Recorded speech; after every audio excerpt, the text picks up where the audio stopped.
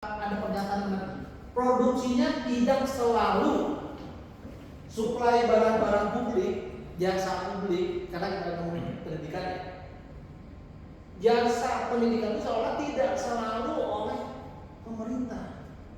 Tadi 20% kita baru aja di rezim reformasi yang jaraknya hampir 55 tahun lebih baru kesampaian. Betul kan? 45 ke 2005 aja, coba berapa puluh tahun bagi dia. Biar bisa paham dulu deh, pastiin dulu.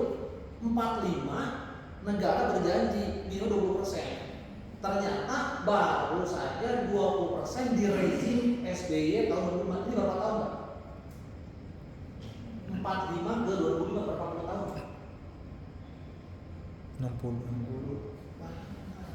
60 tahun kemudian pemerintah baru bisa memenuhi janji konstitusional. Kenapa? Karena ketidakmampuan negara di dalam mensuplai pendidikan tinggi, termasuk di antara itu. Semua tidak bisa, PTN tidak bisa, kawan-kawan. Perlu sebuah partisipasi dari swasta.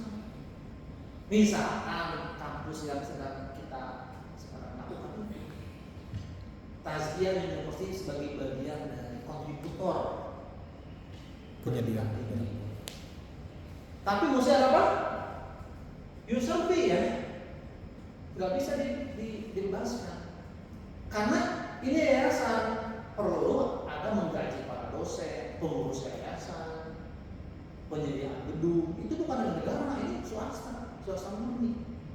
Maka semua orang yang masuk ke yayasan, di luar yayasan, itu mesti ada partisipasi publik berupa pembayaran keserta UKT.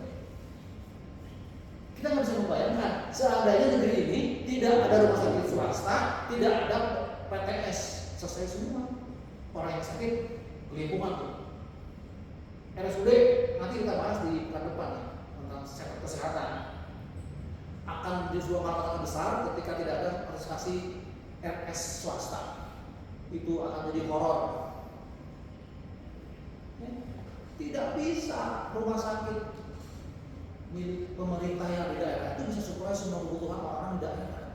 Pasti ada kebutuhan yang harus disuplai oleh orang-orang atau partisipasi rumah sakit swasta. Demikian juga untuk pendidikan tinggi, dasar dan menengah perlu yang namanya kontribusi dari swasta. Ini menarik. Nah, jadi tadi yang Mas bilang benar ya, perlu ada partisipasi ya, suplai barang publik tapi bukan oleh negara, oleh swasta, biar semua tercapai.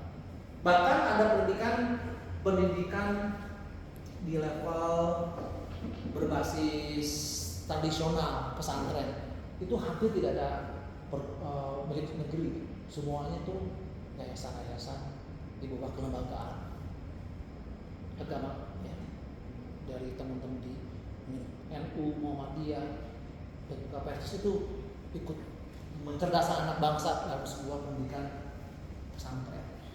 Gak ada ya negara itu suplai secara penuh.